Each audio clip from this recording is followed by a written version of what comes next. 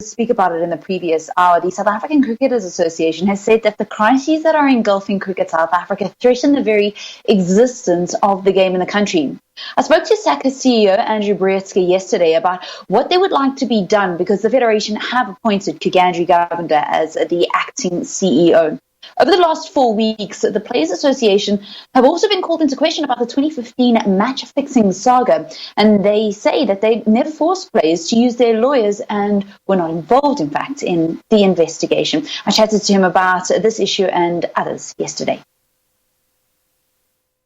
If you look at it, there are a number of crises, and those all put together are threatening the future of the game. We've currently been dealing with the issues around transformation and discrimination that must be dealt with. We have the disciplinary matter of the suspended CEO that's now dragged on for over 8 months nearly, that hasn't been finalized. That creates uncertainty. We have the uncertainty around the forensic report, which I believe stakeholders should have sight of.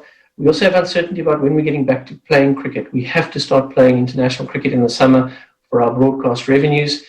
And underpinning all of that is the forecast deficit that has been much publicized that CSA has of over 400 million for the period ending 2022. That brings uncertainty into the game, uncertainty for broadcasters, uncertainty for sponsors. So those are crises that threaten the professional game as we know it. Unless we have strong, clear leadership at CSA, we're going to battle to get through them. The AGM is coming up. Are you saying to Cricket South Africa that SACA would like to see them do something within the next 2 weeks and not wait for the scheduled AGM in September? I think they do have to do something now. I think it's not only SACA who are concerned. I think if you were to speak to sponsors and broadcasters, they'd be saying, we're reluctant to get involved with Cricket South Africa while these issues are ongoing. I don't think we can afford to wait even 3 weeks. The AGM is not necessarily going to change everything overnight. Operationally, things must be sorted out. The presidents of the affiliates need to be able to go to that AGM with confidence, knowing that they can take Cricket South Africa forward. And again, they need to act in the best interests of the game. What is SACA's position on the fact that the tour that was scheduled to take place in September to the UK was in fact cancelled for our national women's team in light of the fact that there have been male players that have been released to go and play for their IPL franchises? I think what has happened is the national government has made a ruling that no national team may travel, and that's affected the women's team directly. Yet individuals may travel for business, and on that basis individual cricketers can go to IPL, and a number of the women on that basis are going to the Women's Big Bash in Australia. Having said that, if that's the legal reason behind it, I think it's devastating that the women can't go to England. The English Cricket Board have gone to great lengths to ensure that they can tour safely, even by chartering a flight, and they've been very successful with the West Indies of playing in a bubble, and they'd organised that. So from a SACA perspective, we were hoping that there would be a reasonable approach by government to look at that and say, well, we can make an exception to the rule that no national teams may travel. But unfortunately, that hasn't happened. And that's not the first tour for the women that's been lost due to COVID. There was a tour to the West Indies in about June. And the women don't have a very full schedule. So to lose these two tours is not good for our women's game. At a time when it's growing, we've got a number of great players, some of the world's best players, and they need to be playing. So we're going to CSA, we're going to have to sit down and say, how do we remedy that by getting more fixtures for them, hopefully in the summer. Do you think Cricket South Africa could have done a little bit more to try and twist government's arm, or to perhaps petition or advocate that the tour did actually, in fact, go ahead before cancelling it? We engaged with Cricket South Africa as the union around it. I do think they did what they could to try and get government to agree it. I think government's position is probably, we don't want to make an exception for one team, then we have to make it for others as well. But I do think Cricket South Africa, Graham Smith in particular, did do a lot to try and get government to agree for them to go. Considering the conversation that's being had around transformation, the conversation that's being had around systematic racism that has been experienced by some former black cricketers, some who say that even cricketers who are currently in the system are perhaps too scared to speak out. As a players' union, surely some players came to SACA to share their experiences. Did that happen? We've got a number of player development managers who sit in all the regions, 13 of them, and they often deal with player issues that arise. We haven't, as such, had a specific issue that's come to us like that. We deal with disputes on an ongoing basis within the cricket structure. Do I believe some of those might have been examples of systemic racism within the structure? In hindsight, yes, I do.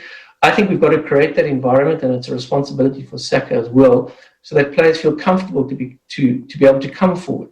And we're doing a lot of work now in seeing how do we create that platform for players. I think it's also important that one looks at what are the issues players are raising. It's a variety of issues. One of them, for example, is around selection. Players who feel that they haven't been fairly treated in selection in the past. And we're going to CSA and saying, well, we need to make sure that players know exactly where they stand when they're contracted. Why are they contracted? What is their career plan with a franchise? And so that a player understands when he's selected, when he's not selected, what's expected. And I think that hasn't happened in the past. And it's quite clear from a lot of the issues that have been raised now that players feel aggrieved when they don't actually get the right information. And often they feel they've been discriminated against. We need to deal with that.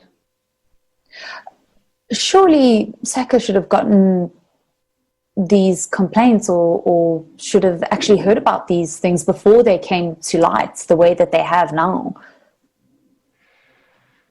Yes, I think you could say that about SACA and about CSA. You know, a number of the issues that have been raised come back from 20 years ago when players were feeling aggrieved. So I think that's a criticism that the entire cricket system can have. And I think that's when one talks about institutional bias or systemic racism. I think that's the problem with it. It just sits there and doesn't come above the surface because that's just how the system works. So I think one has to wake up and say, you have a point there.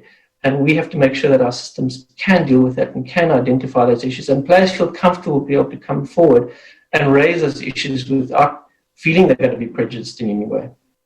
There's been some allegations. I mean, there's just been so many revelations by former players regarding transformation, racism. And the other thing that came to a head was, of course, the 2015 match-fixing saga.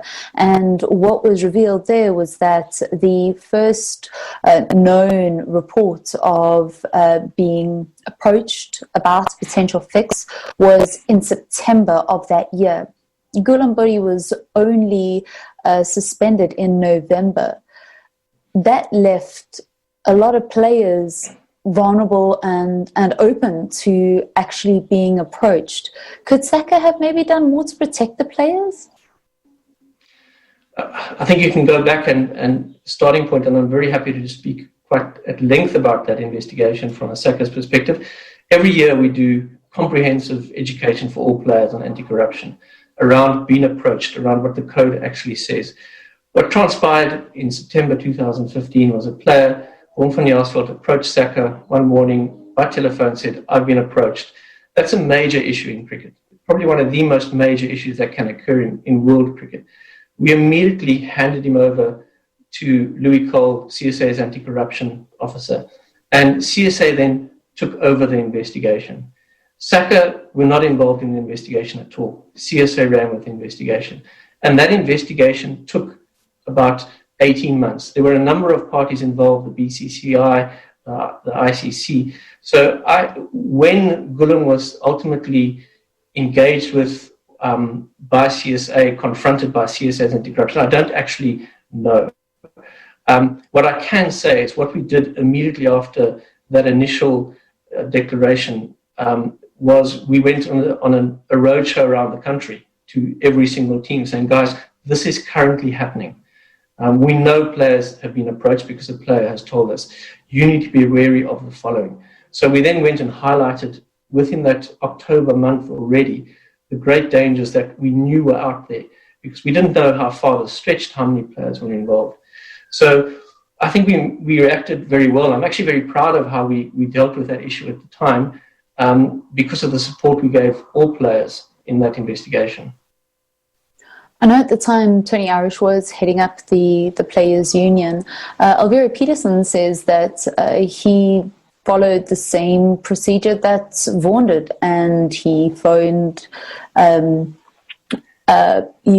Irish when he was approached, and he knew that that's what they were actually speaking to him about, and he said, I will fly to Johannesburg, just keep the information. And apparently Elvira had said that only then, like 2 days later, did Irish direct him to speak to Louis Cole. Do you have any insight on that matter?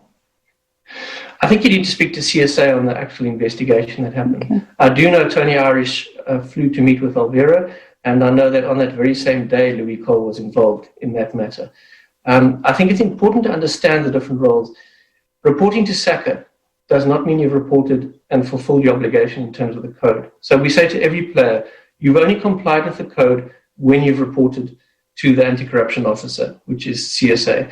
And that is exactly how that process worked back in 2015. Any player who came to us, we immediately referred them to Cricket South Africa in terms of being referring under the code.